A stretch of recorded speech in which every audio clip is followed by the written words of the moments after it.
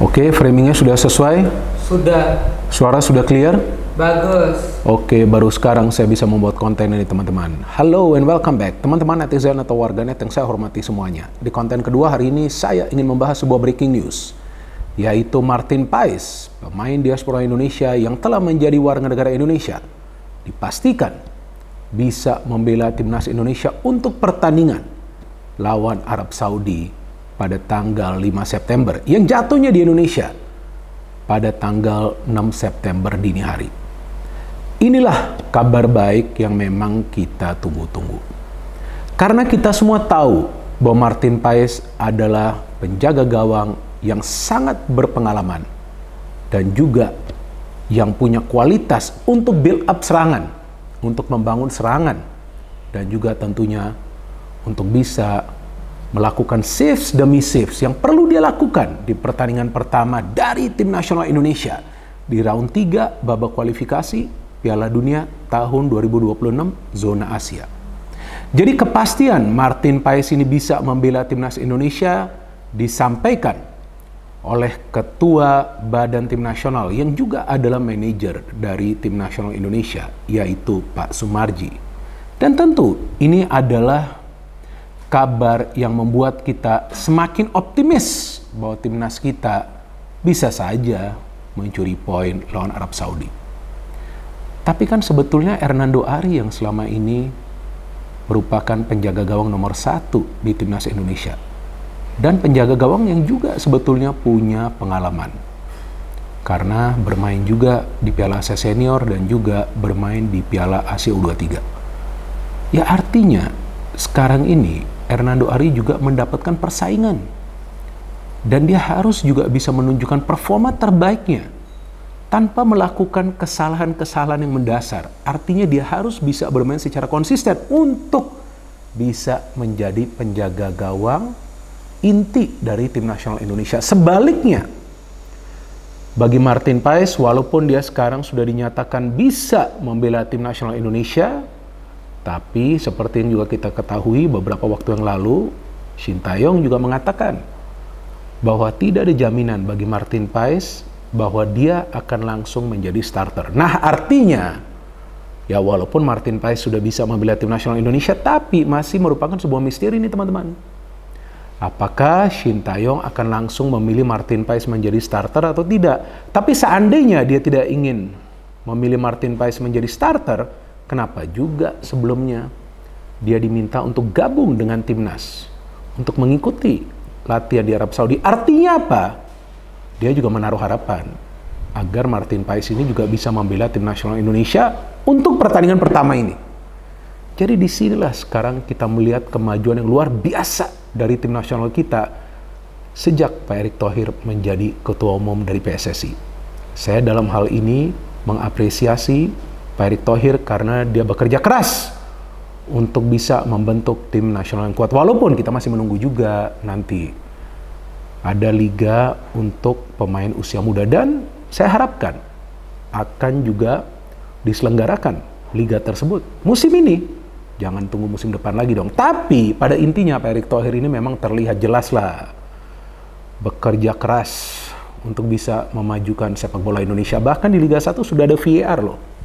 Saya sendiri tidak pernah menyangka akan ada VAR di Liga 1, dan semakin berkurang kan keputusan-keputusan kontroversial. Bahkan ya saya sudah nggak melihat lagi keputusan-keputusan kontroversial gitu yang biasanya rame di sosial media kan. Nah artinya inilah momen teman-teman bagi kita semua untuk bersatu. Ayo kita mendukung tim nasional Indonesia.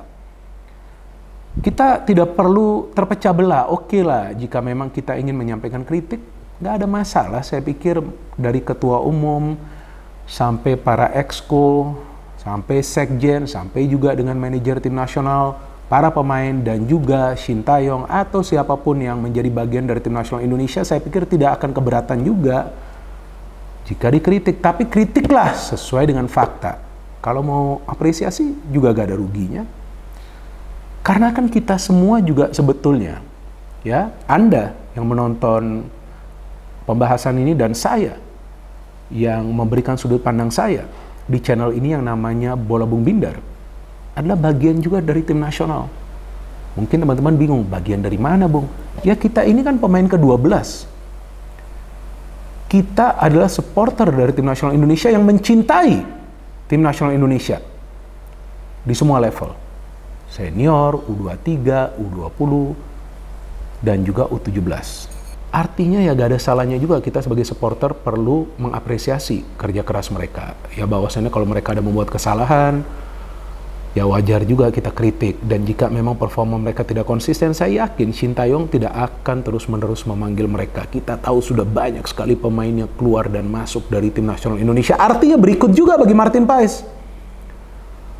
Saya tidak pernah mengatakan bahwa jika Martin Paes main, kemudian timnas kita akan selalu menang. Nggak pernah saya mengatakan itu. Tapi peluang kita bisa lebih besar lagi untuk mendapatkan hasil akhir yang positif. Apa sih sebetulnya yang timnas kita inginkan dari pertandingan Arab Saudi?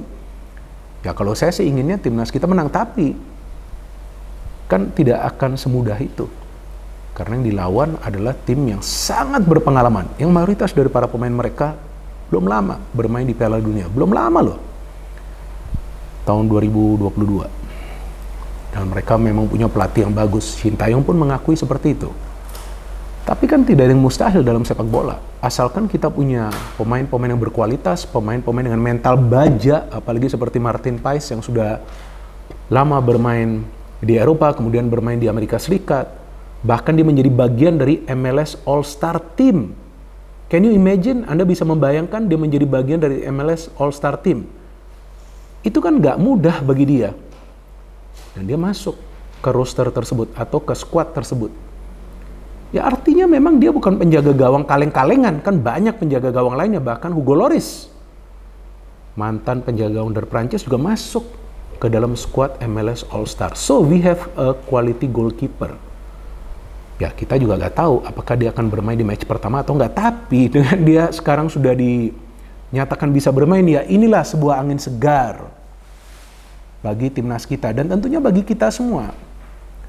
Dan saya pikir kita nggak perlu juga membedakan para pemain diaspora Indonesia atau juga para pemain yang bermain di kompetisi domestik. Mereka semua adalah pemain nasional. Karena mereka telah menjadi warga negara Indonesia. Jadi dalam hal ini saya pikir tentu kita perlu juga berpikir secara positif bahwa dengan adanya Martin Paes dan kemungkinan dia akan bermain di pertandingan lawan Arab Saudi, saya ulangi lagi kemungkinan karena kan kita nggak tahu keputusannya seperti apa nanti dari Shin Tae-yong. Tapi ya Shin Tae-yong tentu sudah bisa melihatlah latihan dari Martin Paes dan tentunya sudah adalah komunikasi. Jadi kita tunggu apa nanti keputusannya. Tapi biar gimana pun kan tentu kita sekarang sudah lebih optimis. Memang sebelumnya juga saya optimis, tapi dengan kemungkinan Martin Paes akan bisa bermain ya saya lebih senang lagi dengar beritanya. Maka itu nih, walaupun saya lagi capek, saya lagi lelah banget, lagi ngantuk juga. Bahkan baru saja saya makan malam. Nah, saya juga memutuskan untuk membuat konten ini singkat saja untuk menjelaskan kepada teman-teman bahwa ya memang kita membutuhkan Martin Paes, tapi kita juga harapkan dia bisa cepat tune in. Karena penjaga gawang itu sebetulnya adalah tulang punggung dari sebuah tim. Jika teman-teman perhatikan, negara-negara yang timnasnya kuat itu punya kiper yang bagus. Contohnya di Argentina. Kita tahu ada Emi Martinez. Sebelumnya di Prancis ada Hugo Lloris. Denmark pernah menjadi juara dari Euro 1992. Pada saat itu mereka kalau nggak salah menggantikan Yugoslavia karena kiper mereka bagus. Pada saat itu Peter Schmeichel. Saya nonton semua pertandingan dari Euro 92 pada saat itu live. Saya nonton. Ya saya masih sangat muda lah pada saat itu ya. Schmeichel itu luar biasa. Melakukan banyak sekali save. Bahkan pada saat ketemu di final lawan Jerman, Denmark bisa menang dan menjadi juara. Ya memang itu di Eropa. Tapi maksud saya untuk menjelaskan bahwa kiper itu tulang punggung. Perlu kiper yang bagus.